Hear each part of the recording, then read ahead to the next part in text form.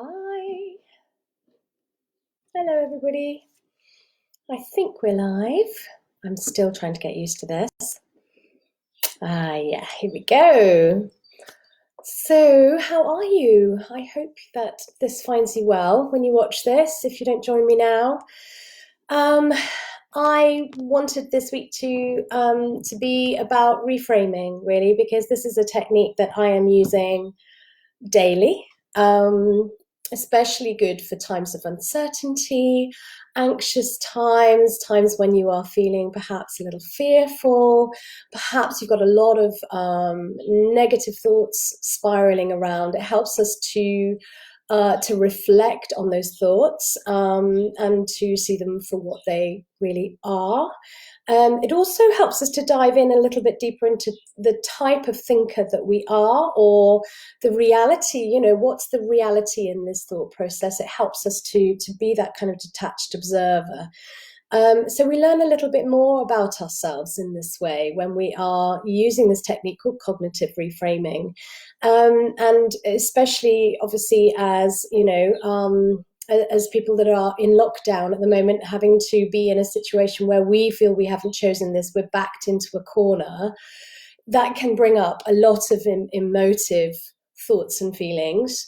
But it's particularly useful, and I have been comparing this kind of lockdown time to when you are in late pregnancy and going into parenting. It's a very similar sort of time. You're shutting down, you are stopping doing the roles that you were before for a while. Perhaps you're transforming into another role. Perhaps you're having to wear several different hats, work hat and new parent hat. There's lots of things there that are comparable to this lockdown that we're in right now. And so when we look at reframing, it can really help us to have a more balanced perspective. But also, reframing is tremendously good at giving us hope, helping us to be more optimistic. It helps us to see the learning in the process, in the experience. Excuse me, I've got hay fever at the moment. So essentially, not only when our thought processes start to change, when we start to look at them through a new lens, essentially, and that's what reframing is about. It's about actually just changing the perspective, changing the view on these thought processes. But what happens as a result of that is the meaning of it changes. And as a result of that, our thinking changes, and therefore our feelings change because of our changed way of thinking. We start to feel differently, and therefore we usually behave or act differently as a result as well. So it can be tremendously beneficial, and it's a technique used in cognitive therapy, really to help us to reflect on our way of thinking about things. Is that helpful to us? What's the likelihood of that going to happen? How can we be, more? How can we be kinder to ourselves in this situation? Where is the reality? So the other great thing about this is it helps us to be more visual when it comes to our thought processes. So we can use this to our advantage, especially to directly impact our subconscious, which is where change happens, which is where we can imprint new thought processes, new ways of being. So using the visual process of reframing, seeing it through a new lens, seeing it through a new picture frame, quite literally, helps us to imprint those changes much more effectively. And also, as a result, because we're choosing to do this, therefore we are more motivated and we believe. Okay, so that's really where the transformational processes happen. So if you're stuck, then you could say to yourself, what would you say to a friend? That's always a really great way. If you're stuck and you think, I can't think differently on this, I can't see this differently. This is where we're at. This is my point of view. These are my thoughts. These are the reasons why I'm thinking these things. Well, what would you say to a friend? In reality, can you take that step back? Can you see it from another angle? And as a result, it helps you to generally be kinder, because when we talk to our friends and our colleagues, essentially, I'm hoping that the majority of us use kinder language. We use words that are softer, that are more helpful. And so therefore, because quite often our inner critic, the way we speak to ourselves, is quite harsh. And if you can step back and say, would I actually say that to somebody else that I love, that that I want to help? Often the answer is no. So how would you speak to a friend? What language would you use? How would you reframe that situation?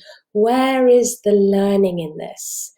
And as a result as well, this process helps us to change the response to stress or to perceived stress. So when we reframe and we change our thoughts and therefore our feelings, we lower the stress response too.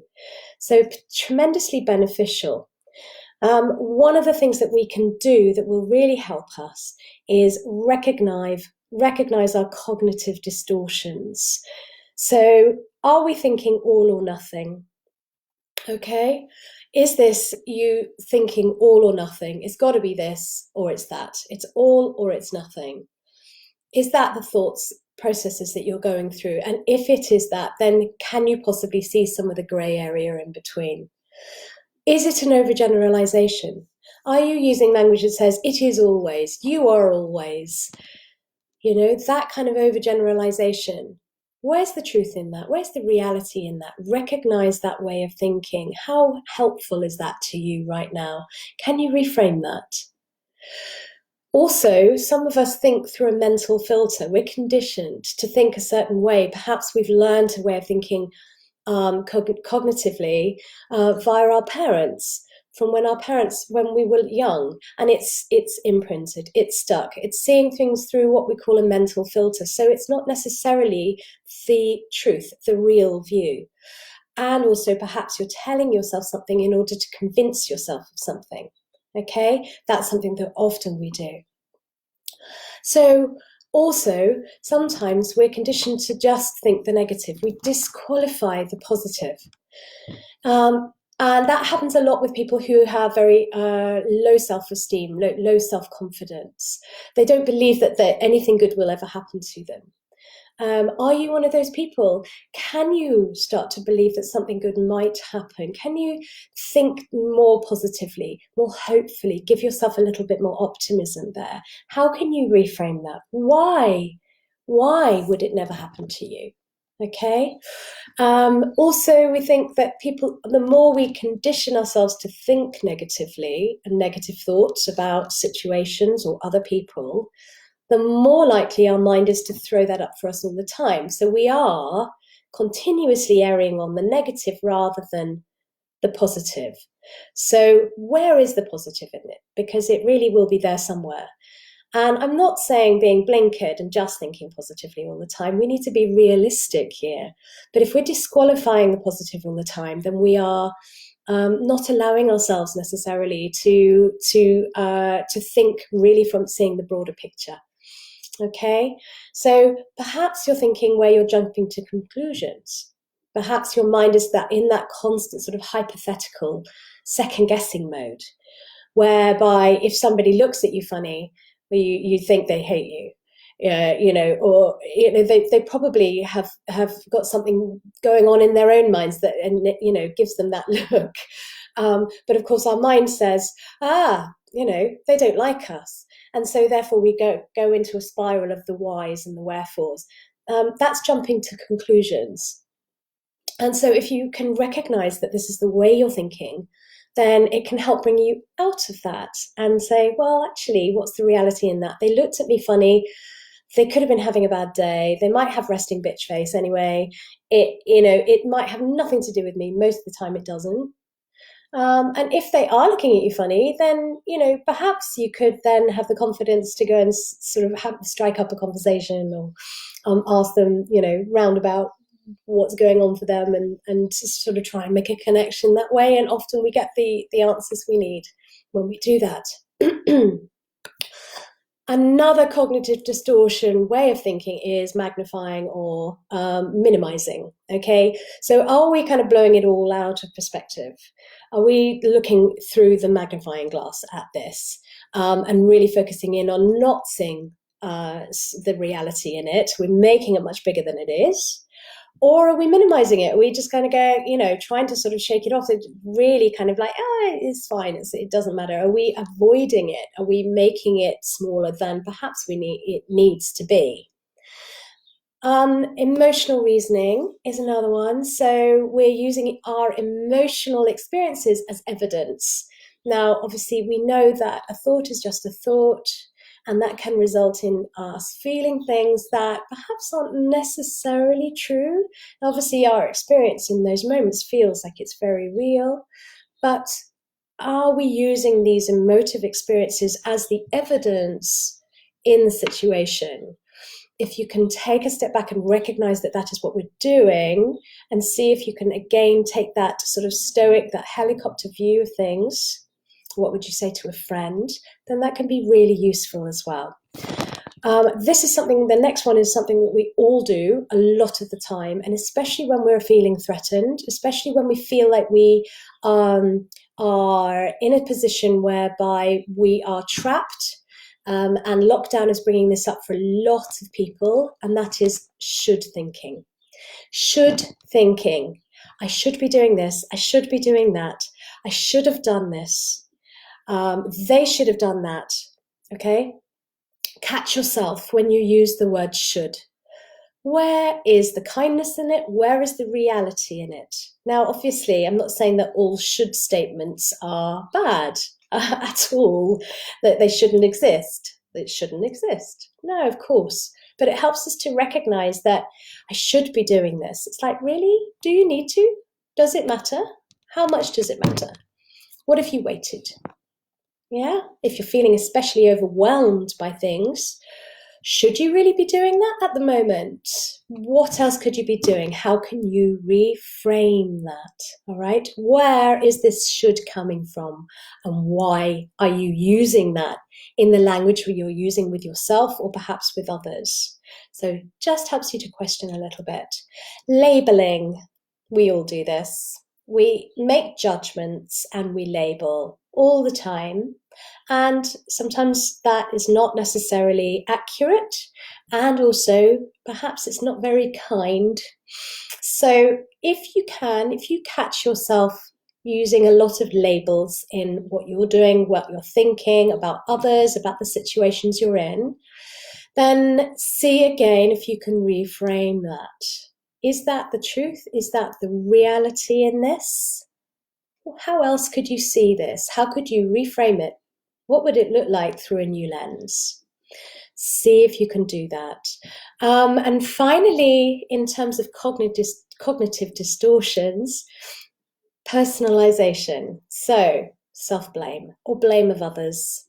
It's one of the things that we do a lot of the time when we're feeling out of control or we're feeling afraid. We like to pin the blame onto ourselves or others.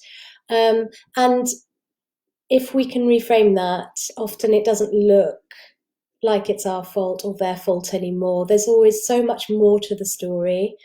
And so if you can catch yourself when you are using that, blaming yourself, oh, well, it's, I shouldn't have done this, should again, I blame myself for this, then why? Why are you doing that?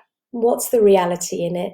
Can it look differently? Or what's your learning from that situation? Instead of feeling like you failed and blaming yourself, can you say, actually, I have learned as a result of this X, Y, and Z, and therefore, if I find myself stepping into that situation again, I will react differently and have more of a problem-solving attitude to it. Okay? So once you've recognized your cognitive distortion in the way you're thinking, it helps you then to notice those thoughts and catch them. I see where you've gone. I see what you are. Okay? And when you've done that and you have them, then you can challenge those thoughts. Where's the truth in it? As I've said many times, what's the reality in this? Okay? And as a result of that, it helps you, hopefully, to adopt some new thoughts. Okay? It doesn't have to be a long process. This is very quick. Our minds work hugely fast. Okay? As a result of adopting new ones, we can then replace those thoughts with more real, more truthful thoughts, seeing them from a different angle. And if we looked for the gift in that, the learning, then it can really feel beneficial. And as I said before, it then starts to feel, the whole experience starts to feel differently, and you start to behave differently as a result. So fit the facts. When you fit the facts, you can become more optimistic, and it gives you hope. So, and a classic example of reframing is if you are going into labour and your midwife says to you, how much comfort are you in right now? Okay? Rather than saying, how much pain are you in? They say, how comfortable are you? How much comfort are you in? Now, they used to say, how much pain are you in on a scale of 0 to 10? And they realised now, luckily, that wasn't necessarily the best language to use. Language is obviously very powerful, especially when it comes to the way we perceive our experiences. And so therefore, asking somebody how much pain they're in is going to result in somebody experiencing that pain probably in a more magnified way, or finding pain even if they aren't in it. So if you say to somebody, how much pain are you in? Most likely that person will scan their body, find the pain, and then start experiencing it verbally or internally. So if you're asking somebody, how comfortable are you? If they are in a bit of discomfort, or perhaps if they are in pain, then they'll be fine. They're thinking about it differently. It's in terms of comfort rather than pain. So that is a classic reframing of a situation, okay? Using words, reframing different words, using kinder words that sound more different to us. Everybody takes on what they want to. Another classic is the word contraction, for instance. A lot of people feel that the word contraction sums up a negative connotation for them. Whereas once you understand that the action of a contraction is just the action of muscles working for you, that's what the muscles do. They contract. And so once you understand what that is, then therefore that can take away some of the connotation of the negativity when it comes to what a contraction actually is. It might not, but if we use a different word, for instance, like surge or wave, then look at what happens. Suddenly that word changes the whole experience. It's surging, it's waving, it's up and down, it's flowing. And that's the action of a contraction when you're in labour. So use that to your advantage. See how it goes for you. And I hope you found this useful. I am reframing like a mofo right now. In every situation that we find ourselves in with the health of my children, with our own health, the health of our loved ones, the job situation, everything, the world, I am constantly reframing, and it is helping me find mental balance. And I hope that if you can do the same, that you will have a better ride of this all too, on this crazy roller coaster of ups and downs that we're all on right now. And obviously when you are stepping into parenting, because all of this is very, very relevant for anybody who is in later pregnancy or already become a parent. It's so useful to be able to use this in every way, all the time. So when you start to notice that you need to potentially reframe these thoughts, catch them, okay? Challenge them, change them, replace them, look for the gift in them, fit the facts, okay? And hopefully you'll feel more hopeful as a result. So I'm here for you if you need me, obviously doing these online sessions, and do let me know how you're getting on with the Beyond Birth Guide, and pass it on as much as you possibly can, because there is so much in the guide that can help so many people right now. Okay, lots of love. Take care. Bye bye.